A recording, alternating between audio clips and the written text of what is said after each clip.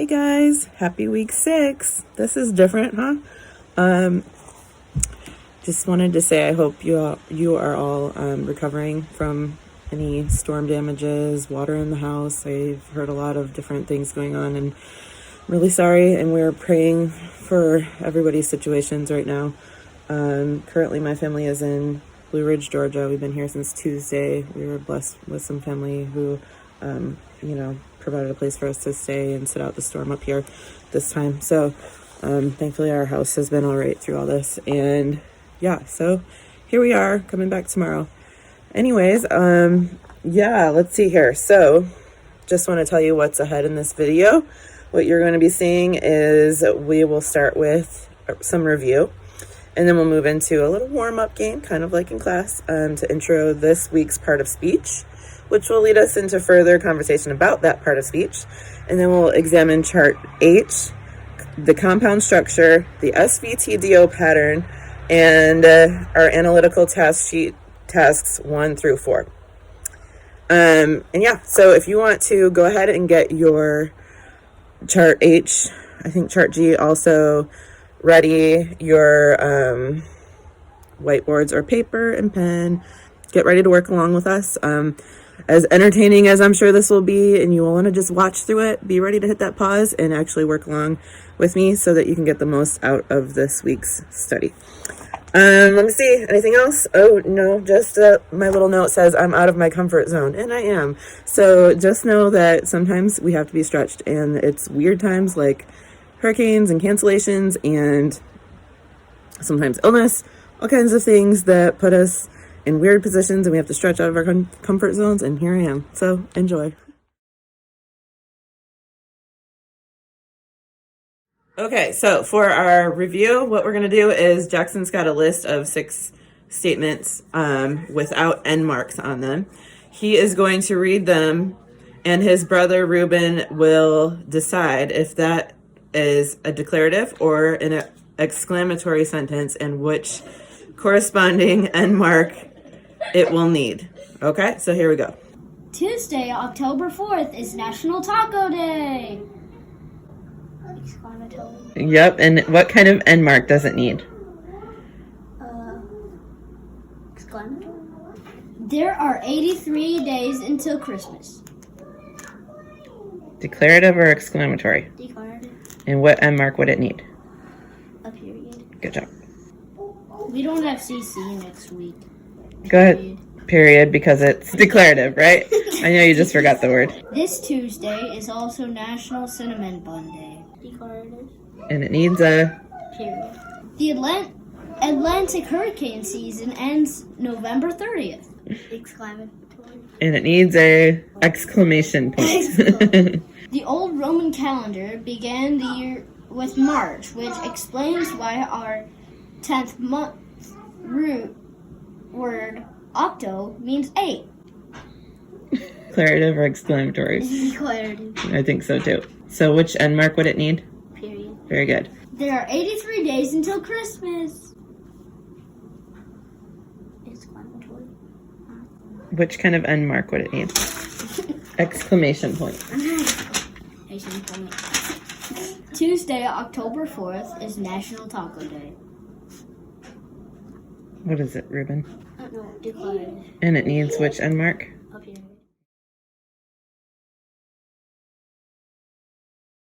Let's take a break. No, let's keep going. There's something in my shoe. This looks like a perfect pea. Wait for me.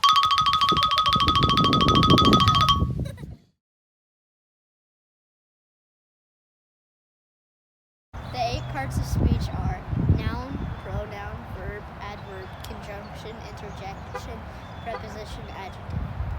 A verb is a word that asserts action, shows a state of being, links two words together, or helps another verb, like swimming, walking, running, jumping, hopping, skipping, sprinting. Do they only end in ing? No. Jumps. Walked. Walked. Meandered. Or W. What? Or W. Oh. Hey, Violet. What are the 4 structures of sentences? Simple. Simple. Compound. Compound. Complex. Complex. Compound complex. Compound. Complex. Very good. Coordinating conjunctions are more and more but orients. Fanboys.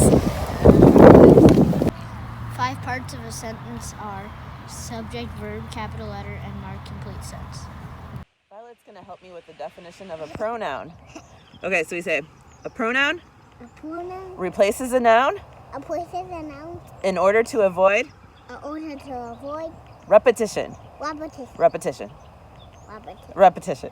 Repetition. Like I, I, you, you, he, he, she, she, it, it, we, we, you, you, they.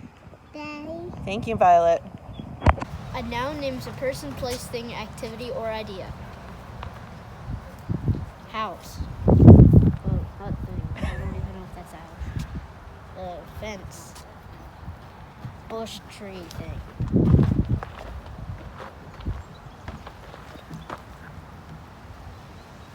Breaking fence. Breaking fence. Broken fence. Fence. It's Wall. Decaying fence. That would be an adjective. We'll stick with just wall. Sorry. Path. Black Clouds.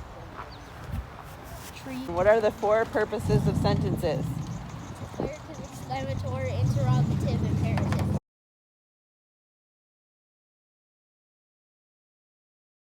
So we're going to do a little warm-up game that I had planned on doing in class on Monday, and I have my crew back here and right here who's going to join me. The plan was to talk about the things we would bring to the beach, not talk about them so much as just list them using our conjunction and. That's kind of a spoiler, but so here we go. Are we ready? Yeah. I'm gonna start us off. I have the easiest turn because I get to go first, so I'll start us off. I am going on a hike and I am bringing my camera. Okay, you're up. I'm going on a hike and I'm gonna bring my camera and pliers. Okay. All right, who's next, Ruben? I'm gonna bring my pliers and my stick. I'm bringing my camera and my Pliers. pliers and my stick. Okay, Violet, you want to turn, babe? Oops. Okay, so say I'm going on a hike and I'm gonna bring my camera, my pliers, and my stick. What else?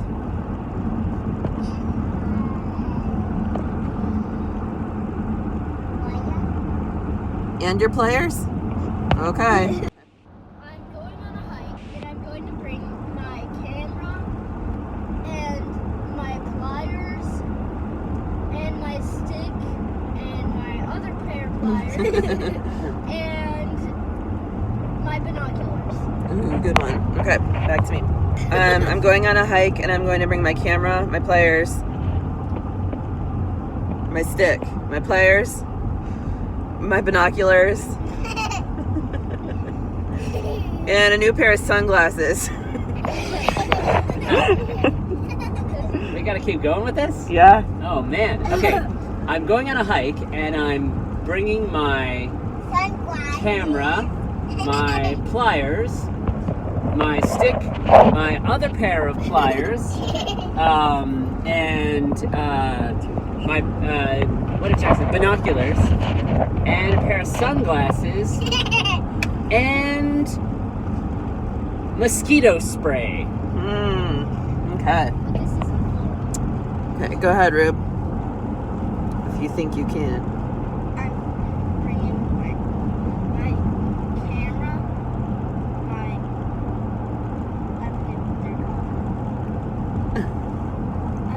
pliers. pliers, and my stick, and my other pair of pliers, my binoculars, my sunglasses, and my bug spray, and my shoes. Good plan. Okay, Violet, you ready? Okay, I'm going on a hike, I'm going on a hike. and I'm gonna bring my camera, Camera, and my pliers, my pliers, and my stick, my stick, and my other pliers, and my other pliers. and my binoculars, and my new sunglasses, And my new and my bug spray, and my butterfly. and shoes, And and what else? my box. And my box. Your box. Okay, Jackson. I'm going on a hike, and I'm going to bring my binoculars, I'm going on a hike, and I'm going to bring my camera, my pliers, stick. What's brown and sticky? Another pair of pliers, a pair of binoculars, new sunglasses, mosquito spray, and shoes, and a box, and my water bottle. Good plan, good plan. Okay, I'm going on a hike, and I'm going to bring my camera, my pliers, my stick, my other pliers, my binoculars, my sunglasses, my bug spray, my shoes, my box, my water bottle, and some snacks, of course. Snacks. Okay, now you try it.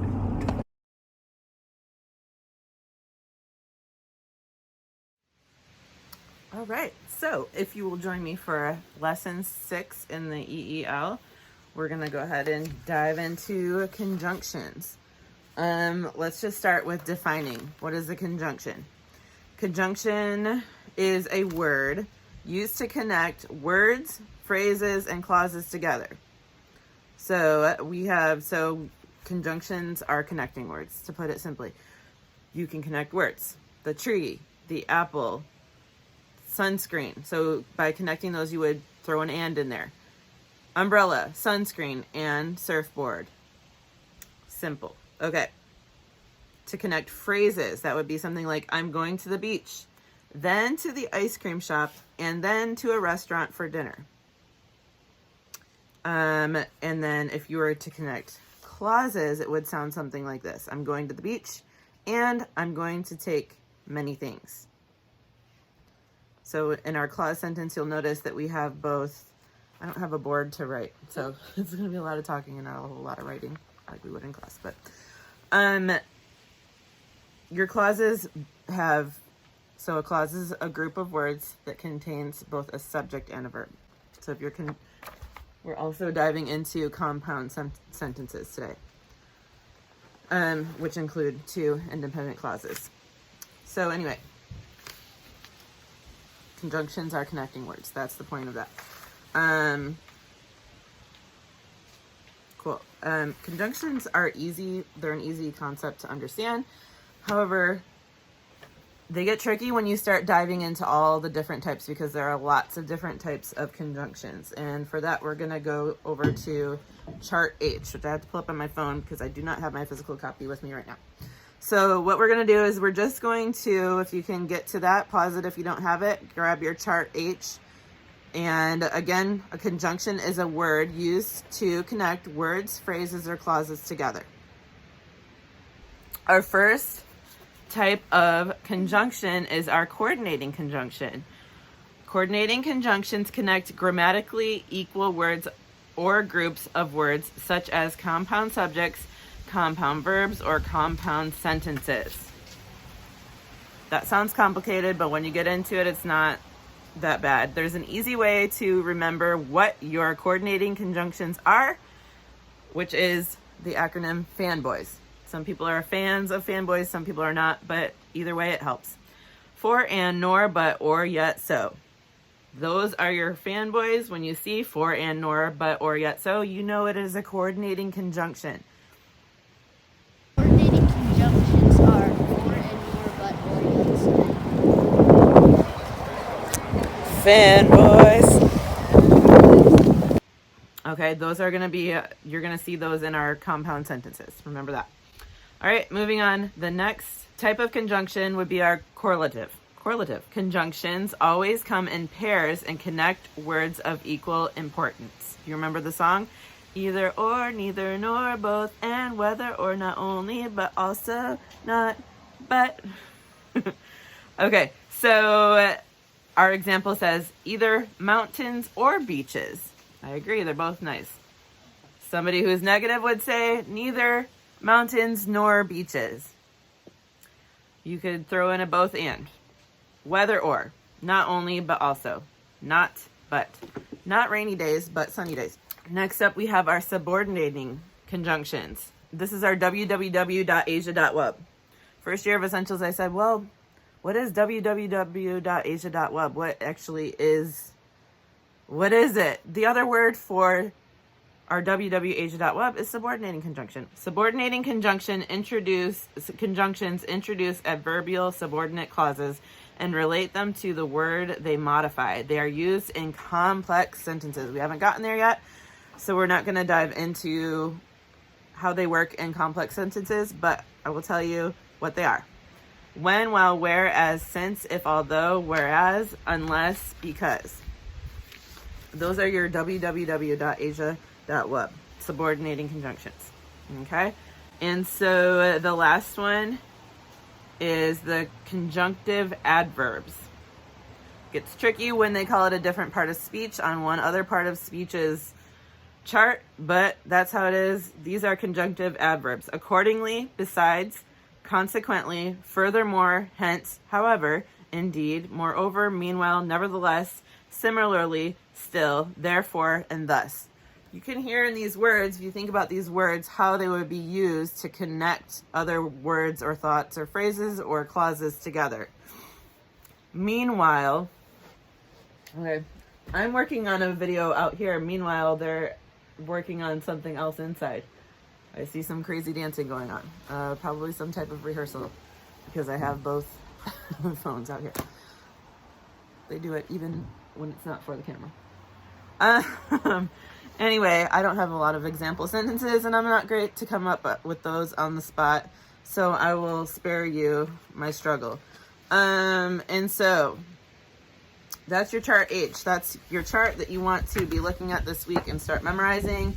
There are lots of songs that go along with those lists of conjunctions, and we can get those to you on Slack. Okay, this week we're also looking at the compound structure that goes along beautifully with conjunctions, because you need a conjunction to join the clauses of compound structures, sentences. Well, my little helps thing on my list of to-dos had said to pull out your chart H. I'm so sorry, I think I said that was chart. That is chart H. Okay, it had said to look at chart G and circle your coordinating conjunction, but it's all and. We've had a lot of talk about ands today, and I think it's kind of boring to go through and circle a bunch of ands. You know it's there. You can circle it one time and know that that's a coordinating conjunction in those compound sentences. What I wanted to do was read a passage from the Bible and just kind of reiterate or emphasize how coordinating conjunctions not just coordinating conjunctions, conjunctions in general can be really powerful for such small little words as some of them can be. They can hold a lot of weight. If you weren't aware, the book of Proverbs has 31 chapters in it.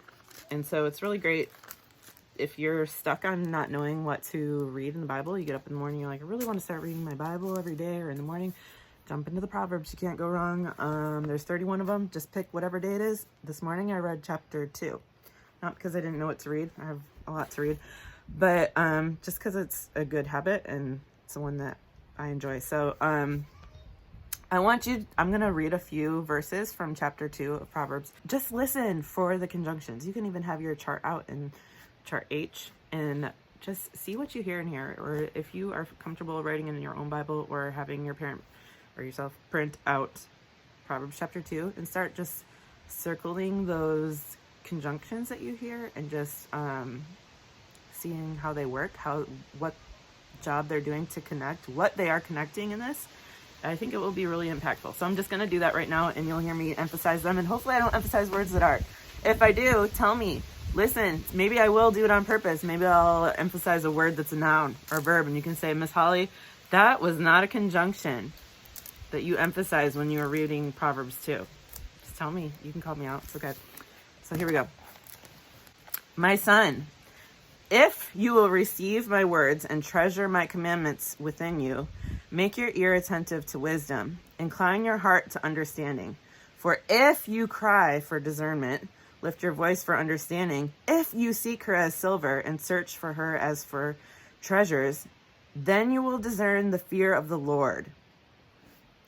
I meant to look up if then was a conjunction, and I didn't. I'll get back to you on that. It feels like it is, but I could be wrong. And discover the knowledge of God. For the Lord gives wisdom, from his mouth come knowledge and understanding. He stores up sound wisdom for the upright. He is a shield to those who walk in integrity, guarding the paths of justice, and he preserves the way of his godly ones. Then you will discern righteousness and justice and equity and every good course. For wisdom will enter your heart, and knowledge will be pleasant to your soul.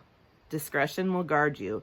Understanding will watch over you to deliver you from the way of evil, from the man who speaks perverse things, from those who leave the paths of uprightness to walk in the ways of darkness, who delight in doing evil and rejoice in the perversity of evil, whose paths are crooked, and who are devious in their ways. To deliver you from this... That's where I was going to stop. Let's just stop there. You can edit that. Just stop right there. So when you hear those words, if you seek her as silver and search for her as for hidden treasures, then you will discern the fear of the Lord and discover the knowledge of God. This right here, these conjunctions, they're literally telling us how to get those good things that we're searching for, the things that we desire for. The connecting words are what puts it together. If you do this, then this. And this. And it compounds too with all those ands. So really cool. It's a great practice that you should try at home also. Okay.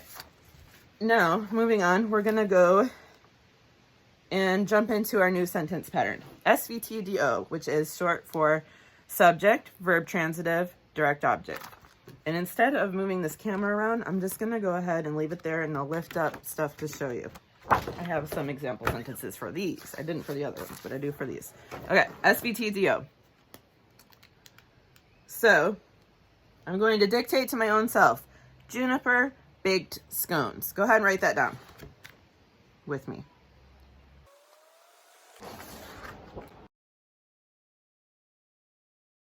So now we're going to ask ourselves, let's go ahead and start labeling these.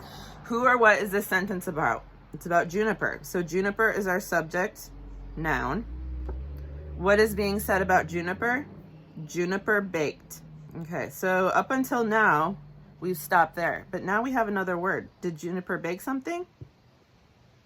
She did. She baked scones. Yum. So that makes our verb transitive. So we label it SVT.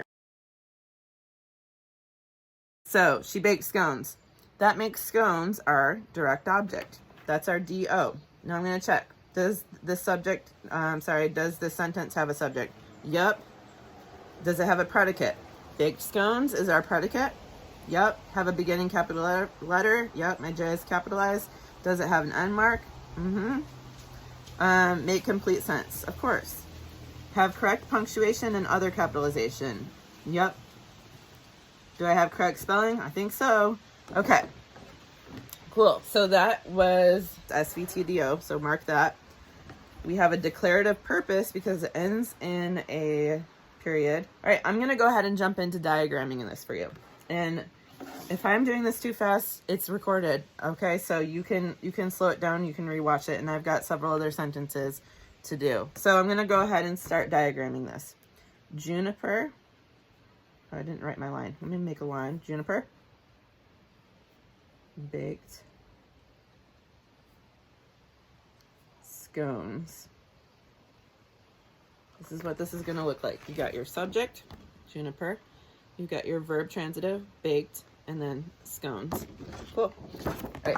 So that takes care of that. Let's go on to another sentence. I'm going to do one more, and then we're going to jump into compound and combine some of the rest of our sentences. So our next sentence is, my mother loves me. My. Go ahead and write that down. Don't just wait for me to do it. Go ahead. It's all yours. And she does, I'm sure. So who or what is this sentence about? It's about, is it about my? Nope, it's about mother. Who gets that? So mother is S-N. We're labeling. You can't see me, but I'm labeling S-N. What's being said about mother? Mother loves. Mother loves who or what? She loves me. So that's going to be our DO. That means our verb is transitive, not intransitive. We've got one more word here. It's my, okay? My, what word does that modify? Mother. Mother names a person. We already said it's a noun. So if it's modifying a noun, it's going to be an adjective, okay? I'm going to just write A-D-J under my, okay? So does this sentence have a subject? Yes. Have a predicate? Loves me? Yes.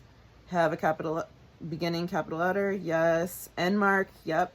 Make complete sense? Yes. Have correct punctuation and other capitalization? Yep, it's good. Have correct spelling? Yeah. Okay, so sometimes you might be tempted to just check through those, but it is good to use it as an actual checklist and be looking. You can still do it quick. Just look and see. Make sure you didn't miss anything. Okay, we have another pattern of SVTDO. We have another declarative purpose. Okay, so I'm going to go ahead and diagram. Go ahead too. Don't start with that my. You're gonna make a line. Start with mother. Then your verb, loves. And then your line that sits on top of the other line. It does not go through. I'll show you this in just a second. Me. And that my is going to go on a slanted line under mother. And don't forget to capitalize it. Okay? Mother loves, and your line does not go all the way through. When you put that line between your verb and your direct object, it does not go all the way through. It stops right there. My mother loves me. So your my is going under mother because it's modifying. It's describing mother. Cool. So let's go ahead and see if my two sentences even go together. I didn't check that. If they don't, that's okay. We'll work with it or make a new sentence. So we have, that works. Okay. Olivia played violin and Jackson watched the play. I'll say it again. Olivia played violin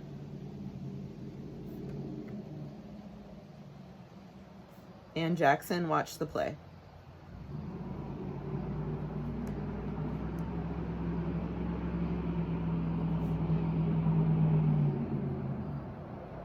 Okay.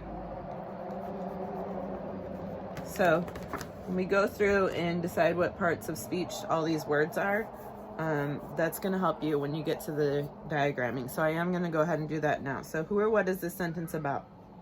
Okay, we have Olivia. So she's our subject. We also have Jackson. He's our subject. So we're going to put subject noun for both of those.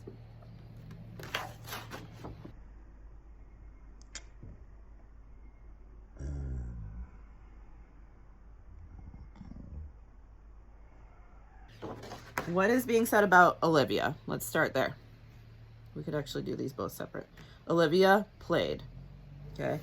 So played who or what? Violin. We know that's the DO.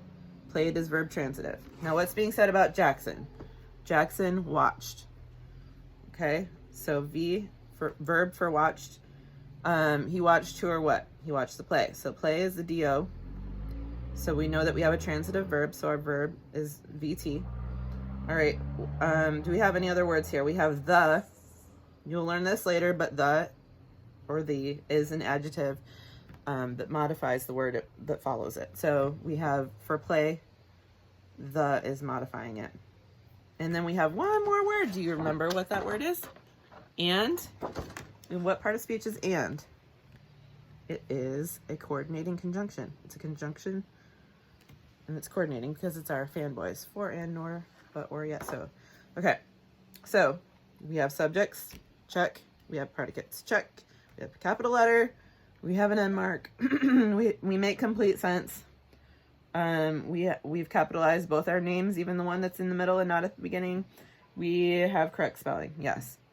Okay, we have, the pattern is SVTDO. Again, both clauses are SVTDO. You have two clauses, they can be different.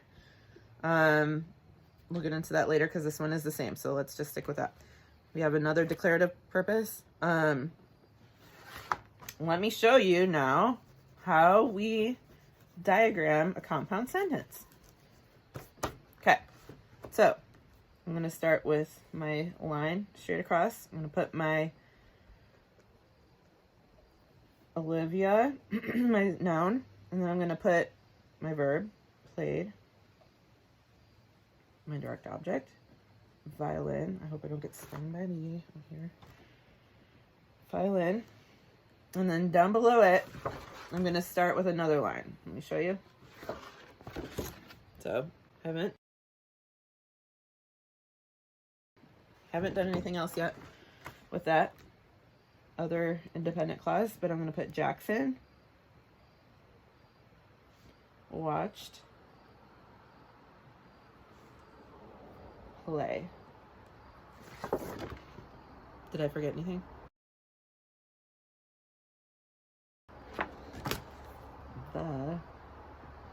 Okay, now we just have that coordinating conjunction. So this is what you do. We're gonna make this little and then a step and another and put it right in the middle, doing its job beautifully, connecting the two independent clauses of our compound sentence. I'm sorry for my handwriting. Okay, cool. We'll end with those sentences, and cool, we've walked. That is a beautiful pond, but you can't swim in it. There was something in my shoe, but I got it. My wife says it's not cold, yet I'm cold. I can't carry Peggy more because he's too heavy. I sharpened the stick and then I dropped it. We'll take the path. Jackson will roll down the hill. Okay, so now I want to show you a sentence that is a simple sentence but has a compound verb. Okay, so listen to the sentence, write it down. Liam caught the ball and scored the winning goal.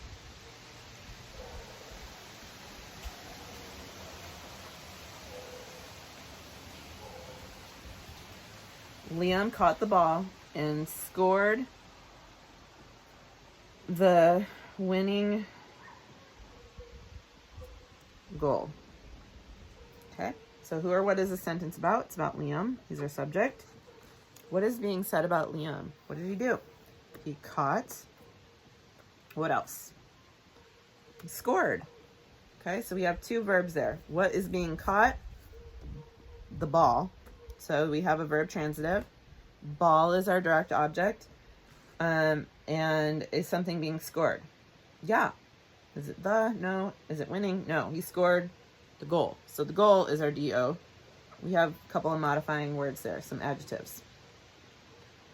The is an adjective. Winning describes DO. The is an adjective. And we have our coordinating conjunction and. Get away from the and do something different, but for now we'll stick with that. I already diagrammed this, so I want to show you guys what it looks like. It's different than our last one. Okay, you can see this. So we have our subject. Oh, I forgot something. Our line. You still need a line. Oh, you still need a line between your subject and your verb. But it gets a little crazy by the verbs, right? So you have caught the ball over here. connected with your and to scored goal. What kind of goal? The goal. What kind of goal? Winning goal. Okay, those words are both modifying goal. You can see how that looks. Okay.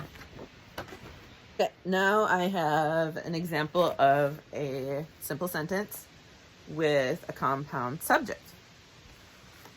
So the sentence, go ahead and get ready to write, is Sarah and Anya wrote the greatest spy novel of all time. Okay, I have already diagrammed this, but if you want to pause it right here and go ahead and diagram that, I'll tell you the sentence again. Sarah and Anya wrote the greatest spy novel of all time. Pause it if you don't want to see it, because I'm about to show it. If you can even see it backwards, but so this is what this looks like. Sarah and Anya with our little pencil point. You still have your verb line. Wrote novel. Okay, then your modifying stuff goes under here. And then hopefully I did this part right. I wasn't quite sure, so tell me if you figured another way that is more correct than this. Greatest of time, which time? All time. So I figured that's modifying greatest, not novel of all time. So back it up, Ellie. Okay, so now you have seen ways to diagram a compound sentence. Woo. A simple sentence with a compound verb, and a simple sentence with a compound subject. Okay, there's different ways of doing all those, and you can rewind that and watch it again if you didn't quite catch it all. And we've gone through our analytical tasks. We have, I just want to make sure this is editable. Okay guys, I think that about covers it all. So if you have any questions, feel free to let me know. And I will do my best to help you out with that. Again, I'm going to try to get a date on the calendar in the next couple of weeks for us to get together and go through any questions or practice a few things, even do some of the poetry reciting. I know a lot of the kids have really latched onto that. So I'd love to just get to a park and work on some of that stuff. Same with the tickets. Keep working on those tickets. Keep doing your charts and your task sheets. And be steadfast. These are weird times. Like, especially for our family, we were gone and then we were back and then we we're gone again. I know some other people have been out of town, can't get back to the airport because of flooding and all that. And but do your best to start each day. Like, how can I get a little better at English today? And make yourself a little list so you can make some progress each week. So work on your, you got your spelling list, you got your IEW vocab and your writing. Something I told Jackson this week is it's hard to just jump into writing. Okay, mom has it on the list, so I got to do it. I don't feel like doing it. So I told him, you got to gear yourself up. I don't feel like I can't just like snap into writing mode. I told Jackson, make yourself a cup of coffee, go somewhere quiet, and you got to get it done at some point before you move on to other things you want to do. But just give yourself patience and time to get into the right mindset for this stuff. When it comes to being creative, you need to make space put yourself somewhere beautiful, light a candle if you're allowed, do some stretches, put some soft music on if that helps you, and just get your, find ways, the things that seem hard to do, find ways to make it enjoyable for yourself. Like I said, let me know if you have questions. Keep earning those tickets and work on your papers. I will let your parents know on Slack who's reading next and all of that. Anything I forgot to say in here, I will add it for them. And you have a great couple of weeks. You guys take care. Praying for y'all. And I look forward to seeing you on the 17th. And now for some reason, I'm really wishing that we were on interrogative sentences. Get it? Well, would you look at that? We didn't have to bring them after all. They're already here. Can I keep them? No. What? They're here to fix the signs, obviously. Oh.